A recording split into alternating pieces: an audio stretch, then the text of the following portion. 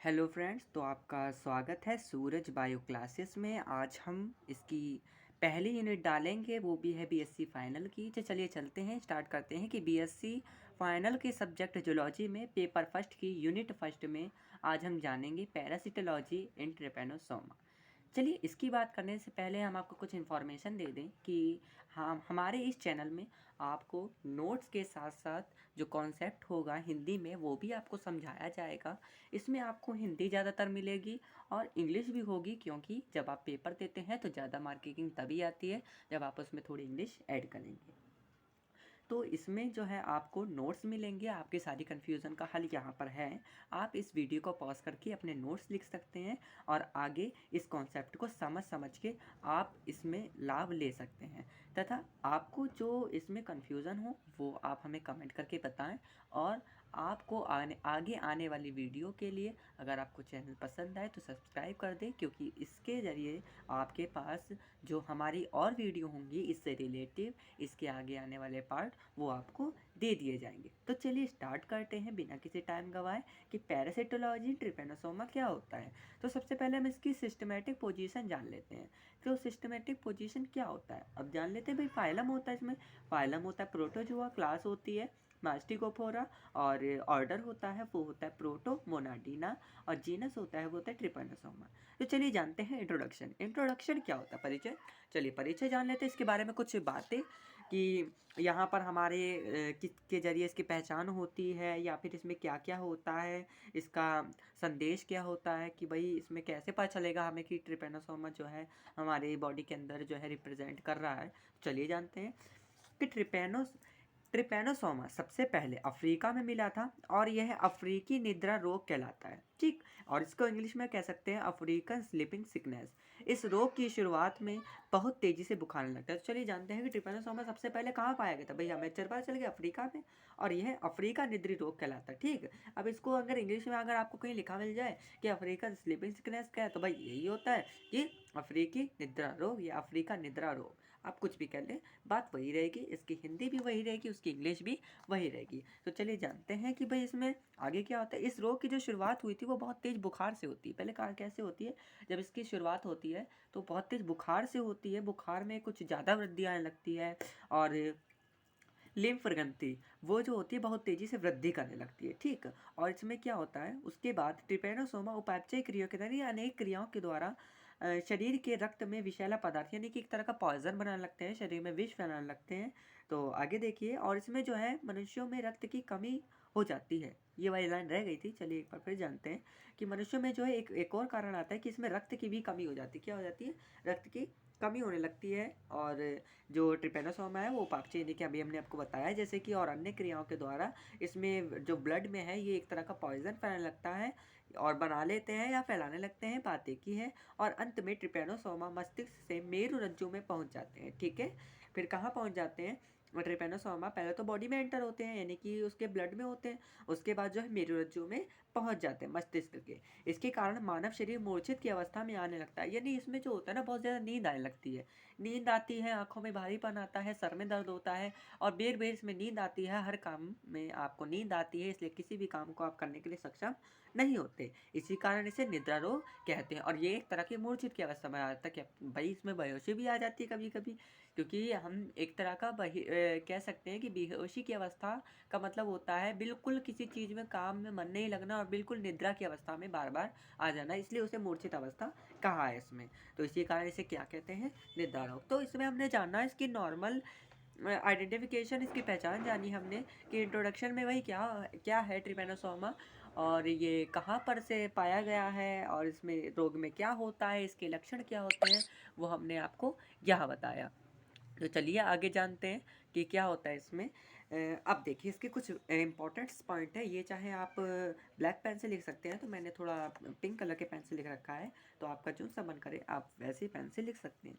चलिए, ट्रिपेनोसोमा की पूरे विश्व में 13 स्पीसीज पाई जाती है, इसकी 13 प्रजातियां पाई जाती है पूरे वर्ल्ड में, जिनमें से कुछ रोगजनक और कुछ गैर रोगजनक भी हो सकती है, ठीक है। यानी कि जिनसे रोग हो भी सकता है और जिनसे रोग नहीं भी हो सकता, पर ये टोटल जो स्पीसीज है वो होती है 13, किसकी, ट्रिपेनोसोमा की। चलिए नेक्स्ट, सामान्य इसकी 3 स्पीसीज अत्यधिक रूप से रोगजनक होती है, यानी कि इसकी जो 3 स्पीसीज है, 3 प्रजातियां, वो बहुत ज़्यादा जो हैं रोगजनक होती हैं और जो मनुष्य में निम्न प्रकार की बीमारी उत्पन्न करने लगती है, यानी कि ज़्यादा उसको जो है शरीर को डैमेज करने लगती है, बॉडी को।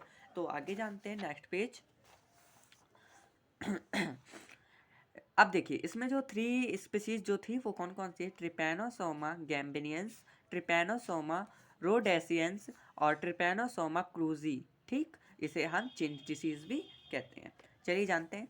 ट्रिपैनोसोमा डिसीज किसी स्वस्थ मनुष्य में अवस्थ यानी कि अस्वस्थ मनुष्य से टेस्टी फ्लाई के द्वारा होता है। ये एक मक्खी है जिसका नाम है टेस्ट, ठीक, इसमें जो है इसके द्वारा ये फैलता है। तो क्या है? ट्रिपैनोसोमा डिसीज किसी स्वस्थ मनुष्य में अस्वस्थ मनुष्य से, ठीक, यानी कि भाई जो रोग से ग्रसित मनुष्य है उसके द्वारा किसी दूसरे रोग में ये ग्रसित होने लगती है। लेकिन अब जैसे कि समझ लीजिए ट्रांसपेरेंसी कि एक तरफ आपका रखा है कि आपने एक तरफ देखा है कि यहाँ पर भाई हमारा एक रोग ग्रसित मनुष्य है और एक रोग मुक्त मनुष्य है। तो जो एक टेस्टी मक्खी है वो क्या है, टेस्टी मक्खी जो है वो क्या करती है कि रोग वाले से, यानी कि जो रोगजनक होता है उससे रोग ले लेती है अपने अंदर और दूसरे को जब डंक करती है, शक करती है, तो क्या करती है उसमें, उसके अंदर वो ट्रिपैनोसोमा एंटर हो जाता है। सो नेक्स्ट आगे चलते हैं कि भाई भारत में ट्रिपैनोसोमा का आइडेंटिफिकेशन नहीं पाया जाता। भाई इसकी कोई यहाँ पर पहचान नहीं पाई जाती। कहाँ? इंडिया में। दुनिया में कुछ भागों में गैर रोगजनक स्पीसीज पाई जाती हैं, जिनमें से ट्रिपैनोसोमा विवेक्स, ट्रिपैनोसोमा ब्रूसिस, ठीक, शामिल है। इन ट्रिपैनोसोमा के द्वारा कोई आइडेंटिफिकेशन नहीं होता, भाई इनके द्वारा कोई पहचान नहीं होती है, इसमें बस ये कहा गया है। नेक्स्ट, ट्रिपैनोसोमा अधिक रूप से वहाँ पाया जाने का कारण है जहाँ पानी का भराव रहता है। जो ट्रिपैनोसोमा ज़्यादातर कहाँ पाया जाता है? जहाँ पर पानी का भराव रहता है, पानी भरा रहता है, जो कि नदियों झीलों के किनारे होते हैं, जिनमें अत्यधिक लंबे समय तक जल भरा रहता है। समझ में आ रहा होगा ना? तो ये बहुत ही आसान कॉन्सेप्ट है, आप इसे पढ़ेंगे तो आपको एक ही बार में याद हो जाएगा। आपको इसे रटने की या फिर बेर बेर पढ़ने की जरूरत नहीं है। एक बार अपनी भाषा में इसे पढ़ेंगे तो बहुत अच्छे से आप इसे पढ़ पाएंगे और इसके मार्क भी होंगे वो बहुत ही अच्छे मिलेंगे। आगे जानते हैं इसकी स्ट्रक्चर, यानी ट्रिपैनोसोमा का स्ट्रक्चर जानते हैं, संरचना क्या है, चलिए जानते हैं कि ट्रिपैनोसोमा अकोशिकीय सूक्ष्मदर्शी तथा कृमि के समान प्रोटोजोआ है। इसका शरीर रंगहीन लंबा पत्ती के समान चपटा तथा तर्क के आकार का होता है। अभी हम आगे इसकी आपके शेप दिखाएंगे कि कैसा होता है। तो इसमें इसकी जो स्ट्रक्चर बताया, और स्ट्रक्चर पता है, संरचना कैसे बना होता है, उसका आकार, उसके अंदर होने वाली क्रिया, वो सब बताई जाती है। चलिए आगे देखते हैं कि आकार का होता है। इसका अगला सिरा सकरा तथा पिछला सिरा चौड़ा होता है। मोटी तथा मजबूत पेलिकल इसके शरीर को ढकती है। ट्रिपैनोसोमा 10 to 14 यानी 10 से 40 माइक्रोन लंबा तथा 2 to 10 यानी कि 2 से लेकर 10 माइक्रोन चौड़ा होता है। इसका जीवन चक्र 2 प्रकार में होता है। कितने? इसकी लाइफ साइकिल जो होती है वो 2 टाइप्स होती है। पहली टेस्टिस मक्खी फ्लाई के यानी जो मक्खी है उसके द्वारा, तथा दूसरा मनुष्यों में, इसी कारण इसे पॉलीमॉर्फिक पैरासाइट कहा जाता है। इसके शरीर के लगभग केंद्र में यानी बीच में, मध्य में एक बड़ा गोल केंद्रक होता है। क्या होता है? इसमें बड़ा गोल केंद्र होता है, अभी आपको दिखाया जाएगा नीचे डायग्राम में, तब आप जानेंगे। केंद्रक के पीछे एक लंबी छड़ के समान अथवा गोल पैराबेसल बॉडी पाई जाती है। इसके सामने एक छोटा सा कण होता है जिसे ब्लीफेरोब्लास्टा कहते हैं। दोनों रचनाएं एक पतले धागे के समान जुड़ी रहती हैं। इनमें कुंचनशील रिक्तियां नहीं होती। कोशिका द्रव में हरे रंग के वोलोटेन दाने पाए जाते हैं। तो देखिए ये स्ट्रक्चर है विद नेम्स, तो आप इसे बना सकते हैं। मैंने कलरफुल दिया है तो आप शेडिंग बना सकते हैं। देखिए इसके अकॉर्डिंग हमने ये सब लिखा है, यानी कि जो संरचना बनाई है हमने, वो हमने इस डायग्राम को देखते हुए बनाई है।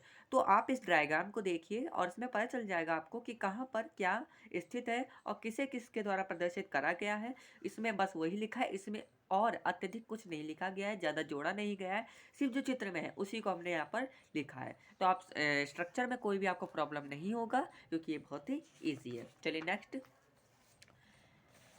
लाइफ साइकिल इस पैथोजेनिसिटी। देखिए पैथोजेनिसिटी क्या है, ट्रिपैनोसोमा की लाइफ साइकिल जान लेते हैं। तो इसमें क्या है देखिए, ट्रिपैनोसोमा का जीवन चक्र 2 पोषक में पूर्ण होता है। मनुष्य इसका प्रथम पोषक होता है, और दूसरा सोटसी मक्खी, यानी कि वही हमने बताया, सोटसी नहीं है, इसमें गलत लिखा हुआ है, सीडसी मक्खी, मिस्टेक हो गई, पर हुआ क्या, सीडसी मक्खी ग्लोसाइना पाल्पेलिस होता है, और यह वाहक का कार्य करती है। भाई क्या करता है ये हमने आपको बताया कि ये जो ट्रिपैनोसोमा है वो दो प्रकार से पूरा होता है। ये दो इसके पोषक होते हैं जिनके द्वारा ये आगे बढ़ता है। तो पहला देखिए क्या है कि सबसे पहला तो है मनुष्य में जीवन चक्र। सबसे पहले जानते हैं मोस्ट इंपॉर्टेंट इस मनुष्य में जीवन चक्र, लाइफ साइकिल इन ह्यूमन।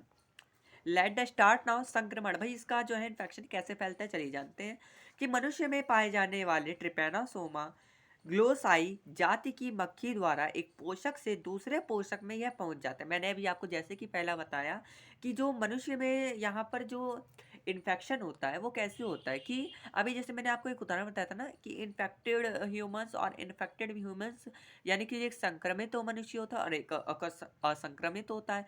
तो क्या होता है, पर उसमें क्या होता है कि एक मक्खी के द्वारा ये होता है। मक्खी क्या करती है, पहले संक्रमित मनुष्य के अंदर जाती है, उससे जो है उस रोग को ग्रहण करती है और उस रोग को दूसरे में फैला देती है, क्योंकि वो खुद तो हो जाती है, वो आपको आगे पता चलेगा, चले जानते हैं आगे।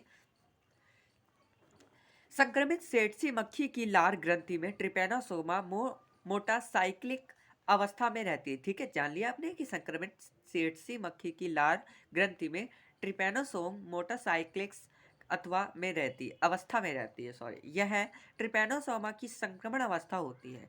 मक्खी के रुधिर चूसने पर मोटासाइक्लिक ट्रिपैनोसोम मनुष्य के रुधिर में आ जाते हैं। भाई क्या है, आपने आपको बताया ना कि जो सीटसी मक्खी है वो क्या करती है, चूस लेती है मोटासाइक्लिस ट्रिपैनोसोमा मनुष्य के रुधिर में, फिर एंटर करवा देती है वो। ठीक, नेक्स्ट जानते हैं मल्टीप्लिकेशंस, यानी कि गुणन कैसा होता है इसका। मनुष्य में रुधिर में पहुंचकर, यानी कि रुधिर ब्लड में पहुंचकर मोटा ट्रिपैनोसोम, जैसे कि अभी हमने बताया आपको मोटासाइक्लिक ट्रिपैनोसोम हमने शॉर्ट फॉर्म में लिख दिया है, मोटासाइक्लिक ट्रिपैनोसोम लंबे तथा स्लेंडर हो जाते हैं, यानी कि लंबे होते हैं, बेलनाकार हो जाते हैं, और काशाब की सहायता से रुधिर प्लाज्मा में तैरते हैं। यह लंबवत द्विखंडन द्वारा गुणन करते हैं। ठीक है, गुणन में कुछ ज़्यादा नहीं है, बहुत शॉर्ट फॉर्म में लिखा है। देखिए मैंने एक डायग्राम बनाया है यहाँ पर, आप इसे देख सकते हैं क्लियर कि बिल्कुल हमने कलरफुल डायग्राम बनाया। आप चाहे शेड वाला बना सकते हैं, विद नेम्स के साथ आपको यहाँ पर ये स्ट्रक्चर दिया गया है। आप इसे बना लें, स्क्रीनशॉट ले लें, या पॉज करके आप इसे बना के लाभ ले सकते हैं। चलिए नेक्स्ट जानते हैं कि इसका कायांतरण। ठीक है, मेटामॉर्फोसिस। देखिए मेटामॉर्फोसिस में क्या है इसका कि जब परजीवी पोषक से ग्लूकोज अवशोषित नहीं कर पाता है तो उसमें गुणन रुक जाता है। क्या होता है, जब परजीवी यानी जो दूसरा जीव है वो पोषक से, यानी कि जिससे वो ले रहा है पोषक, उससे वो ग्लूकोज अवशोषित नहीं कर पाता है तो उसमें गुणन रुक जाए। भाई गुणन रुक जाएगा क्योंकि वो तो एब्जॉर्ब ही नहीं कर पा रहा है उससे, तो ये छोटे और मोटी दो हो जाते हैं।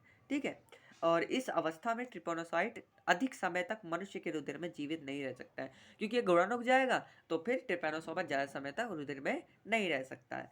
चलिए आगे जानते हैं। कायांतरण के बाद आता है सेडसी मक्खी में जीवन चक्र। देखिए हमने आपको मनुष्य में कितना छोटा बताया है, बहुत ही छोटा है। शॉर्ट में एक बार फिर से दिखा देते हैं। ये देखिए यहाँ पर इसका बहुत छोटा शॉर्ट में लिखाया गया है। और नेक्स्ट भी आपको कायांतरण के बाद सीधा नंबर बी, सेडसी मक्खी में जीवन चक्र, लाइफ साइकिल इन सेडसी मक्खी। फ्लाई अतिक्रमण। देखिए भाई अतिक्रमण में क्या होता है, जब सेडसी मक्खी रोगी मनुष्य का रुधिर चूसती है, जैसा कि हम जानते हैं रुधिर चूसती है यानी कि ब्लड को सक करती है, तो रुधिर के साथ साथ ट्रिपैनोसोमा भी विभिन्न अवस्थाओं में मक्खी की आहार नाल में पहुंच जाते हैं ना, अभी हमने आपको बताया था। बाकी सब ट्रिपैनोसोम मक्खी की आहार नाल में पचे जाते हैं। चलिए आगे जानते हैं आहार नाल में वर्धन। मध्यांतर यानी बीच का जो हिस्सा होता है, मध्यांत की पेरिट्राइफिक झिल्ली के अंदर लंबवत द्विखंडन द्वारा ये संख्या में वृद्धि करते हैं। संख्या जो बढ़ते हैं वो कहाँ बढ़ते हैं, लंबवत द्विखंडन जो बढ़ते हैं ये कहाँ बढ़ते हैं, मध्यांतर की पेरिट्राफिक झिल्ली में, किसकी, मक्खी की लार ग्रंथि के अंदर वर्तन। नेक्स्ट पॉइंट है नंबर 3, कुछ समय पश्चात तथा सक्रिय ट्रिपैनोसोम ग्रास नली में से होते हुए लार ग्रंथि में पहुंच जाते हैं। ये लार ग्रंथि के अंदर द्विखंडन विधि द्वारा संख्या में बढ़ते हैं और अंत में मोटासाइक्लिक ट्रिपैनोसोम में बदल जाते हैं और मक्खी संक्रामक हो जाती है। चलिए आगे जानते हैं।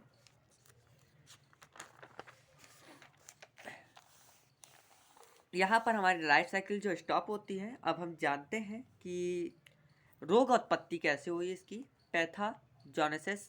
तो देखिए पैथोजेनेसिस में क्या है कि मक्खी के काटने पर, चलिए जानते हैं, मक्खी के काटने पर परजीवी संक्रमण अवस्था। देखिए संक्रामक, ये संक्रमण क्या होता है, संक्रमण होता है फैलना, ठीक, किसी के अंदर कोई रोग का फैलना। और जो संक्रामक होता है वो एक प्रकार का किसी रोग में फैल चुका, किसी भी मनुष्य के अंदर फैला हुआ रोग, संक्रामक अवस्था, ठीक। तो संक्रमण और संक्रामक में हमने अंतर बताया आपको कि मक्खी के काटने पर परजीवी संक्रामक अवस्था में पोषक के रुधिर में पहुंच जाते हैं और वहां से लिम्फ ग्रंथि में आ जाते हैं। धीरे धीरे ये मस्तिष्क तथा केंद्रीय तंत्रिका तंत्र में पहुंच जाते हैं। परंतु जब परजीवी जब रुधिर में जात रहता है, जब परजीवी जब रुधिर में रहता है, तब गेम्बियन बुखार उत्पन्न करता है। भाई कौन सा बुखार उत्पन्न करता है, इसलिए मैंने इसे हाईलाइट कर दिया, गेम्बियन बुखार उत्पन्न करता है। इसके बाद रोगी का यकृत व स्प्लीन बढ़ जाते हैं। रोगी रुधिर के कारण पीला दिखने लगता है, यानी उसके रुधिर की कमी होने लगती है ना, तो उसके कारण उसमें पीलापन दिखने लगता है। कमजोरी, सिरदर्द तथा नाड़ी बढ़ जाती है। सेरिब्रोसाइनल द्रव में पहुंचने के बाद रोग की बेहोशी आ जाती है और अंत में उसकी मृत्यु हो जाती है। नेक्स्ट वीडियो में हम आपको बताएंगे रोकथाम, क्योंकि इसमें थोड़ा सा और थोड़ा रह गया है इसका पार्ट, वो हम आपको नेक्स्ट पार्ट में बताएंगे कि इसकी रोकथाम क्या है, ठीक है। तो आज की वीडियो के लिए बस इतना ही। और आप, मैं आशा करता हूँ, आई होप कि आपको ये समझ में आया होगा, आपने समझा होगा। अगर ये आपको वीडियो अच्छी लगी, आप इससे रिलेटिव वीडियो पाना चाहते हैं, तो हमारे चैनल को लाइक सब्सक्राइब करिए और कमेंट करके बताइए कि आपको समझ में आया कि नहीं। इसमें मैं एक बार आपको फिर दोहराता हूँ कि आपको इसमें नोट्स बनाने की ज़रूरत नहीं है, कहीं से देखने की ज़रूरत नहीं है, पीडीएफ की ज़रूरत नहीं है। आपको इसी में नोट्स भी मिलेंगे और साथ में आपको इसमें कॉन्सेप्ट भी हिंदी में समझाया जाएगा। तो शुक्रिया, धन्यवाद। अब चलिए मिलते हैं नेक्स्ट वीडियो में।